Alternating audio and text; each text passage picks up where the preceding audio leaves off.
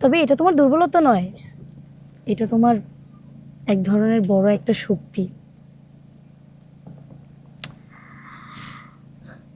শোনো হাসান, আমি সব সময় তোমার পাশে ছিলাম, আছি, থাকবো। মেধা, আমি কেন এমন করি জানো? আমি না মনে করি যে আমার কাছ থেকে সবাই দূরে সরে যায়। এই যে ধরো, আমার বাবা, মা, নিলয়, টিটু ভাই, আমার দাদা, সবাই একসময় আমার কাছে ছিল।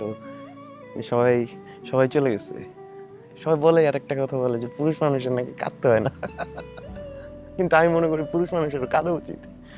তুমি দেখো, গতকালকে যদি আমি না কাঁদতাম, তাহলে এসব হারানো মানুষের লিস্টে কিন্তু তোমার নামও থাকতো।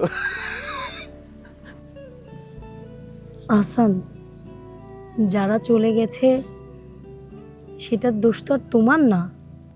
কিছু সম্পর্ক নির্ধারিত হয়ই শেষ হওয়ার জন্য।